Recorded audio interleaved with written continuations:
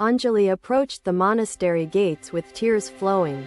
Her heart shattered from abandonment by the husband she loved.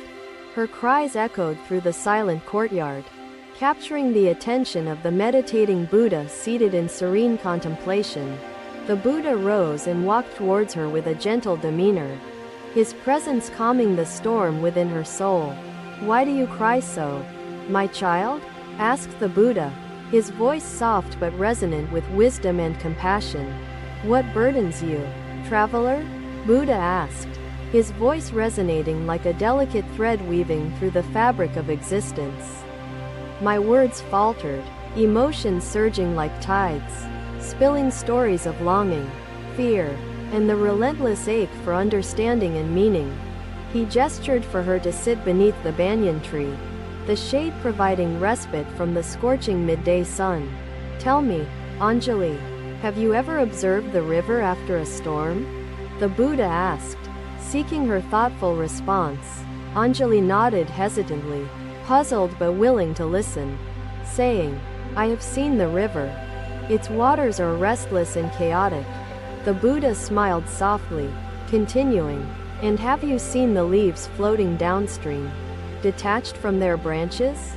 "Yes, Lord," said Anjali, her curiosity sparked, though the pain in her chest still lingered in every breath she took. "The river," said the Buddha, "mirrors life itself, constantly moving, ever changing, never stagnant, always in motion toward renewal." He paused briefly, letting the weight of his words sink into her consciousness like drops of rain nurturing dry soil. "The leaves," he continued, "were once attached, firmly rooted, but the winds of change carried them to new paths. Clinging to what is past deepens suffering. Anjali, letting go allows life to flow freely like the river," explained the Buddha. Anjali listened intently, her tears slowing as she considered the wisdom within the words that seemed to pierce her anguish. "I understand," she whispered faintly, "but the pain within me remains. And I feel as though I am drowning in sorrow." "Pain, my child, is but a ripple in the stream," said the Buddha, "momentary yet powerful, fleeting yet transformative. You must embrace impermanence, not resist it, for in its acceptance lies the key to true peace," he elaborated gently. Anjali sat in silence, her thoughts swirling with the unfamiliar truths being revealed to her in the midst of her despair. The Buddha encouraged her to close her eyes, guiding her with his words toward the simplicity of mindful breathing. "Inhale the present moment, my child, and exhale the burdens of yesterday. Each breath is a step toward liberation," he said. The gentle rhythm of her breath calmed her soul, allowing her to perceive her pain as less of an adversary. The Buddha shared a parable: "A tree that bends with the wind will not break, but one that resists shatters easily." Anjali reflected deeply on his analogy, realizing her resistance to the circumstances had multiplied her suffering significantly. She asked hesitantly, "Lord, how do I learn to accept impermanence when it feels like betrayal of my own heart?" "Acceptance does not deny your love. It honors it by freeing it from the chains of attachment," the Buddha replied. "The desires of the heart often stir the waters of life into chaos, clouding your vision," he gently cautioned. "But how do we distinguish the desires that guide from those that lead astray?" I asked with earnest curiosity. "Take this time to observe your feelings without judgment, my child, as if you were watching the river flow," he said. "The river does not resent its own turbulence. It knows that each moment shapes its path toward balance," the Buddha added. The sun shifted in the sky, casting long shadows that danced on the ground as Anjali sat in contemplation. Her tears dried, and in their place came a quiet resolve to learn more from the teachings of the Enlightened One. The Buddha smiled at her progress, seeing the faint glimmers of strength emerging from the depths of her sorrowful heart. "Return each day, my child, and meditate on impermanence. You will find that suffering is but a fleeting shadow," he said. Anjali bowed deeply, gratitude flowing through her like the river, carrying her steps toward the promise of inner peace.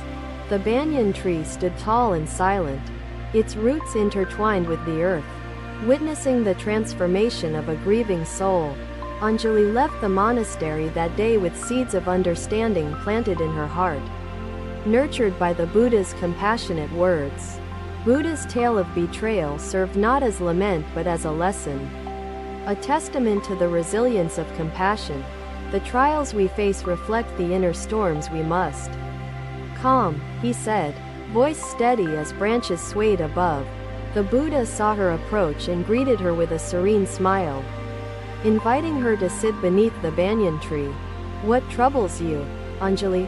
The Buddha asked gently, his presence exuding calmness like a quiet stream flowing through a forest. Lord, although I have learned to let go, the world feels indifferent, and I cannot find lasting peace, she said.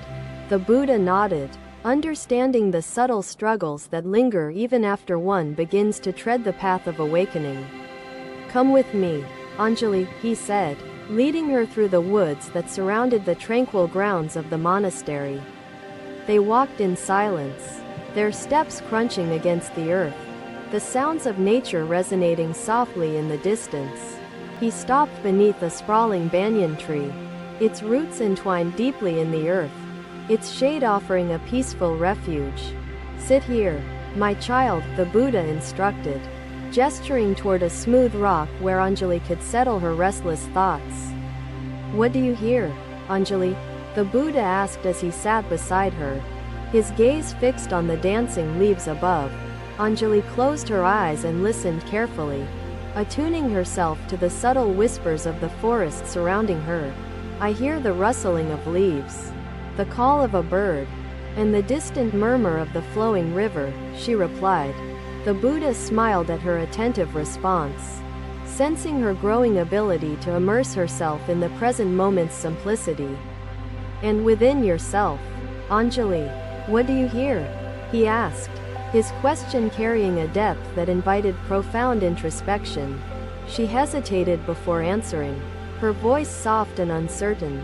I hear my fears, my doubts, and the pain I still carry. The Buddha nodded approvingly, acknowledging her honesty and courage to face the inner turmoil that remained unresolved. The forest speaks not only through its sounds but also through its silences, the Buddha explained, his voice serene. Within silence lies strength, Anjali. It is a strength that allows you to confront the noise within your mind, he said. Anjali absorbed his words, her gaze fixed on the swaying branches, her heart seeking the wisdom woven into his teachings.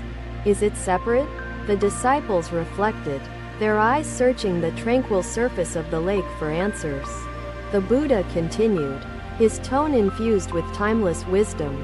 She closed her eyes again, allowing her breath to anchor her, each inhale and exhale bringing her closer to stillness.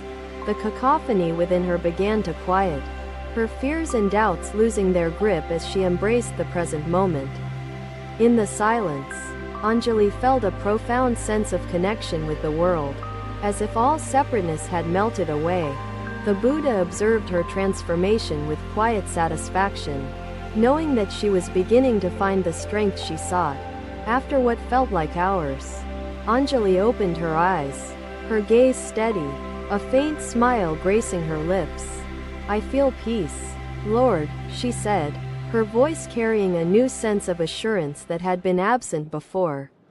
Peace arises from within, Anjali, when the mind is no longer ruled by its own ceaseless chatter, the Buddha replied.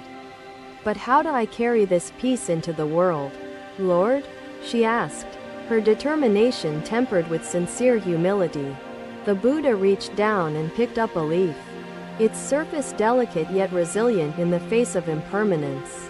This leaf, he said, holding it before her, exists in harmony with its surroundings, neither resisting nor clinging to change. Be like the leaf, Anjali. Carry your peace into the world by embracing its flow without attachment or aversion, he said. He gestured to the lake once more, its surface undisturbed by the gentle breeze swaying through the nearby trees. Think of this lake, Sariputta, the Buddha said. Though divided by rocks, its waters flow freely, uniting again and again.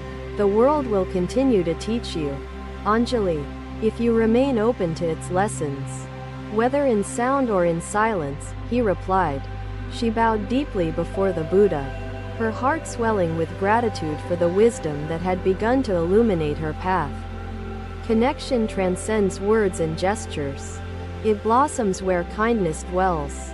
Nourished by the truth of mutual existence, the disciples' hearts softened as the Buddha's teachings dissolved barriers within them. The journey was far from over, but within her, she carried the seeds of peace that would guide her onward. The Buddha watched her departure, his serene smile a testament to the boundless compassion that radiated from his enlightened being. The silence of the forest lingered, a reminder that true strength lies not in noise but in the quietude of understanding. Through silence, Anjali had found the path to strength, her heart no longer a battlefield but a sanctuary of peace. A faction follows another path, Buddha continued. Devadatta's lure of severity has splintered some, but compassion remains our guide. Another day, Anjali returned to the monastery, her heart filled with purpose but shadowed by uncertainty about her new path. The Buddha greeted her warmly, his serene presence offering comfort as he invited her to sit beneath the banyan tree. What brings you here today, Anjali? The Buddha asked, his voice steady and kind, like a river flowing calmly. Lord, I wish to share your teachings with others, but I fear my efforts might fall short, she confessed. The Buddha looked at her with compassion, sensing the mix of resolve and doubt that stirred within her heart. Anjali, have you ever observed a lamp in a dark room? He asked, his question gently guiding her thoughts. Yes, Lord, she replied, intrigued by the simplicity and depth of his question, her attention fully focused on him. The lamp does not question its light, it simply shines, illuminating the space around it, the Buddha explained. Even as Devadatta acted against me, I saw his pain, the suffering of ignorance clouding his noble intentions, Buddha shared. Compassion never left my heart. Love for all beings, even those misguided, remained my guiding principle through these trials. But what if others misunderstand or reject my efforts? She asked, her voice tinged with lingering doubt and vulnerability. The lotus blooms in muddy waters, untouched by the mire, the Buddha said, offering a metaphor steeped in wisdom. The morning air carried the symphony of life, chirping birds, rustling grass, and distant village sounds interwoven with nature's breath. The Buddha turned to the disciples, his gaze tender yet unwavering, and addressed them with timeless wisdom. Remember, Anjali, the teachings are not in words alone. They are in how you live and walk your path, he said. He encouraged her to meditate on compassion, to see beyond herself and connect with the suffering of others. Master, he asked, how do we remain connected across great distances? The Buddha gestured to the horizon, his fingers tracing invisible paths through the sky. The threads of connection, he said, are woven within the heart and transcend the boundaries of space and time. The Buddha shared a story of a bird that built its nest twig by twig, never doubting its purpose or progress. The bird does not despair over the size of the sky. It focuses on each moment of its effort, he said. Anjali opened her eyes, her resolve stronger, her understanding deepened by the parable that resonated with her journey. I will carry your teachings forward, Lord, with compassion as my guide and sincerity as my strength, she said. The Buddha smiled, his serene expression reflecting the boundless compassion that defined his enlightened being. Compassion, Anjali, is the bridge that connects us to others, transforming not only them but also ourselves in the process, he said. The sun filtered through the banyan leaves, casting dappled light on the ground, a silent witness to their conversation. Anjali rose, bowing deeply before the Buddha, her heart filled with gratitude and a renewed sense of purpose. She left the monastery that day, her steps confident, her spirit ready to embrace the world with open arms. The path ahead was unknown, but within her, she carried the Buddha's teachings as a lamp to guide her way. Though it travels far, its wings carry the essence of unity wherever it flies. The disciples nodded in silent agreement, the imagery of the bird a powerful reflection of connection transcending boundaries. The Buddha shared another tale, his voice weaving lessons with the cadence of flowing water. A poet in a distant land wrote verses about a friend he had not seen for years. His words carried the essence of their bond. Bridging the gap of time and space, the disciples reflected on the poet's story, their minds filling with thoughts of loved ones separated by circumstance yet united in spirit. Master, Panna asked again, his curiosity undiminished, how do we nurture connection when silence surrounds us? The Buddha turned to him, his expression serene and luminous as the morning light cascading over the hills. In silence, he said, we find the voice of the heart, whispering truths that bind us to others with unseen threads. His words painted the image of silence as a canvas where connection flourishes. Unhindered by noise or distraction, the disciples closed their eyes, their breath mingling with the wind, attuning themselves to the silence within and around. Thank you for watching. Buddha's teachings are always with you. Subscribe to our channel and we will see you in the next video.